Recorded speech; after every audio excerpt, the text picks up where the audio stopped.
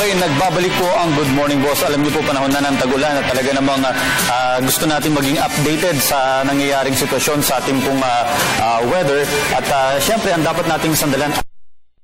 Kasama rin natin pag-uusapan ang 37th Annual Scientific Meeting.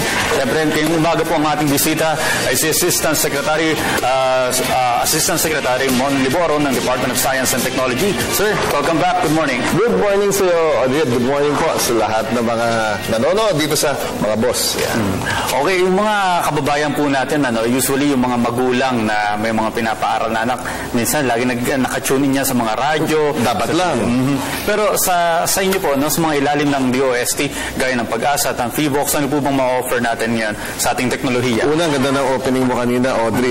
Dahil pagmasok nga itong July, tayo po ay inaasahan po natin. Ito nga ho yung mga tagbagyo. So ito, dumaan na itong si Egay, si Falcon, at meron pa tayong mga inaasahan pa mga susunod. So tagulan na po tayo mga kaibigan, lagi po maghanda, huwag po kayo magugulat pag nagkakaroon po tayo ng mga thunderstorm, at particular po ngayong araw na ito, doon po sa may western part po ng ating bansa, doon naman po yung tinatamaan ng habagat. So naasahan natin ng ulan dyan. So nasabi ko to, pagka talaga naman pong pinagandaan po yan ang inyo pong ahensya, ang DOST Pag-asa, at kami po handang-handa dito sa pagpasok nga po rin ng tagbagyo.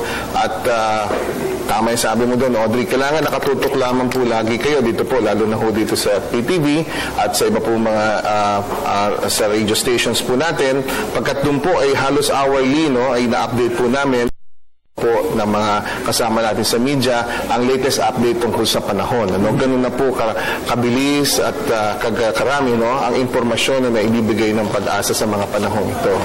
Okay, sa mga boss po natin na medyo hindi pa aware siguro or nalimutan na dahil dumaan yung araw ng panahon ng tag-init, yung Project NOAA po, paano po ba nila magagamit ito? Oo, lalo-lalo na ngayon. Of course, yung source of information po natin, nandiyan ang Pag-asa website, ginawa po natin yung NOAA project, meron po website din po yan, maaari po nilang puntahan, at dun yung sinasabi nga natin, real time, they can see, andun po yung mga Doppler radar images, gusto nyo po makita po, pag nakita yung tumitikatik na yung ulan, gano'n kaya kalaki itong kaulapan na ito. Pumunta lamang po kayo sa website ng Pag-asa, website po na at doon makikita nyo po, live na live, kung gaano ho, yung visually makikita nila kung gaano kalalaki itong mga ulap na ito. So, sinasabi nga natin, napakarami ng magagandang impormasyon na maaaring paghugutan ng ating mga kababayan, matulungan sila sa kanilang pagdedesisyon.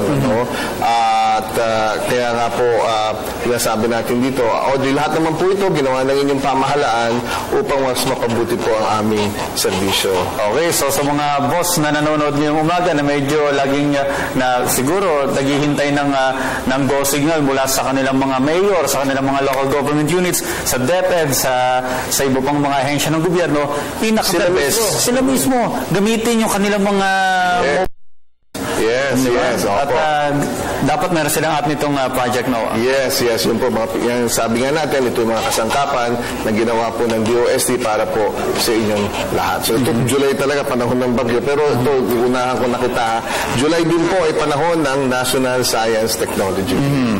Okay, so ano po bang mga kaganapan dito or ano po bang ma-expect ng ating mga kababayan na interesado dito? Alam mo, taon-taon ginagawa natin ito, Audrey, itong National Science Technology Week, upang i-showcase yung galing ng Pinoy at ipakita. Ayan, makikita po ninyo ating tema ngayon, Science Nation. Naku, yan talaga ang ating pinopromote na sana sa pang-araw-araw nating buhay maging punong-puno ng siyensya at teknolohiya, siyensya at teknolohiya. At puno ho yung ating linggo niyan, July 24 to 28, dyan po sa SMX Convention Center, Mall of Asia, dyan po sa Pasay City. Libre po ang admission dyan at napakarami po ninyo makikita dyan. Talagang meron tayong na interesting na mga bagay na makikita for almost all sectors.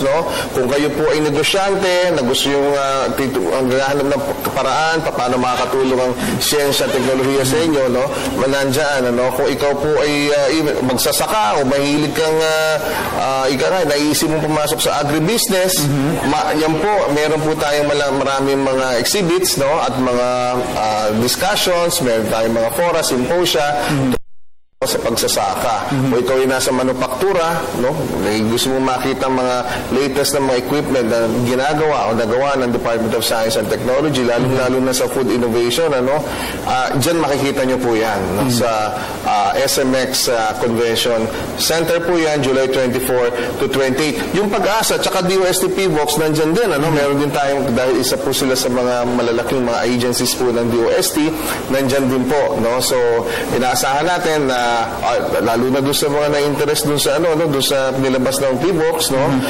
Doon sa West Valley Fault, baka po kayo po yung may mga katanungan, yung mga experts po natin nandiyan po mula July 24 to 28 upang sagutin ang inyong mga tanong. Libre po ito. Libre yun. So kung ikaw residente ka dito, tumungo lamang po dito sa ating National Science Technology Week, July 24 to 28, dyan po sa SMX Convention Center. July 24 to 28. Alam nyo, tama po yung sinabi ni Asek. At nagkaroon ako ng pagkakataon na magkaroon ng ma-interview ko yung mga ibang Filipino inventors. At yung mga invention talaga nila makatutulong. Kahit meron na industrial, meron sa manufacturing, meron sa pagsasaka, pati nga sa mga restaurants, yung mga makabago, na hindi na kailangan gumastos pa ng malaki dahil nga sa mga makabagong technology, nagiging matipid at mas efficient yung trabaho. Tama ka doon, Audrey, no? Alam mo itong mga nakaraang taon, ang ginawa ni Secretary Montejo, no? Kumbaga, imagine niyo toolbox, no? Na mga kasangkapan na kailangan mo. Ito, meron kang toolbox sa bahay, meron kang kukumpunihin, meron kang gagawin, di ba? Kukuha ka lamang ng kasangkapan doon at gagawin mo, kukumpunihin mo na. Eh, ginawa po ni Secretary Montero, parang napakalaking toolbox po para po sa lahat ng mga inovator. At tulad ng sinasabi mo, kung meron ka pong ideya na gusto mong kailangan magawa into a final product, matutulungan po kayo ng Department of Science and Technology. May mga bago po tayong pasilidad, kung kayo po ay nasa manufacturing, lalo na kung nasa electronics po kayo, may produkto kayo na iisip na tingin nyo po, paano kaya magiging totoo ito? No? Ay maaari po namin kayo tulungan, no? From turning your ideas into a product hanggang sa merkado, no? Pwede namin kayo matulungan po dyan. Doon po sa mga sa gitsit na ideya o inbensyon, kung patent lamang ang pag-uusapan, maaari din po namin kayong tulungan dyan. So, pero pinakamabuti po niyan, July 24 to 28, tumungo po at tanongin niyo po ang mga eksperto po na nandun para matulungan namin kayo. Okay, meron kasi tayo, mga 10 years ago, merong mga negatibong impression sa mga inventors at mga scientifico ng mga Pilipino na hindi daw nasusuportahan. Pero ito po lahat ay nagbago na ngayon. Dumiretso lamang po kayo sa DOST at maaari nyo ipakita yung inyong mga kakaibang invention at susuportahan po yan ng pamahalaan. Tama ka doon, Oli. Kaya inaanyayahan po namin kayong lahat, mga kaibigan, mga kabataan, yung mga doon po mga negosyante, no? Lalo nasa agricultural sector, lalo na yung mga micro, small, medium enterprises. Alam mo, meron kami isang Secretary Montero, yung pong Small Enterprise Technology Upgrading Program. Set up po yan. Sa nakaraang pong 4 na taon, may halos 10,000 na ng mga micro, small, medium enterprises ang natutulungan po namin sa paanong paraan.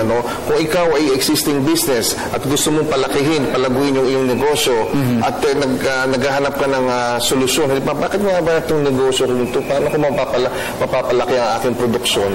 Kailangan mong lagyan niya ng konting teknolohiya, makakatulong kami doon. Doon kami tumutulong. So napakaraming mga food businesses na lang halimbawa sa buong Pilipinas ang amin natulungan, na sasabihin namin, ito siguro pag itong makina na ito, itong teknolohiya na itong nilagay mo,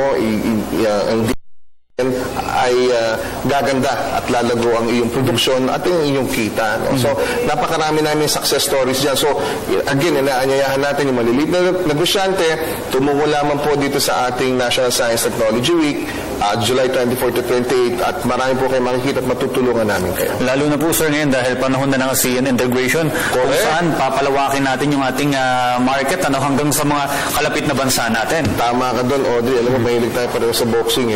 Pero tama nga, ayun na yung ngayon labanan na talaga ito.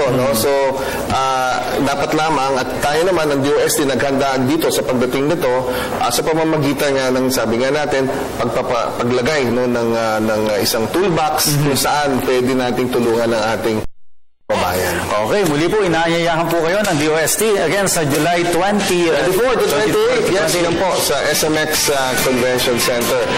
Diyan po sa Mall of Asia. At libre po yan. Huwag po kayong ikang magkatubili at tumungo po dyan sa SMX Convention Center, July 24 to 28, ang ating pong 2015 Science Nation. Okay, ang aming pong hiling ay sana maging matagumpay ang 37th Annual Scientific Meeting.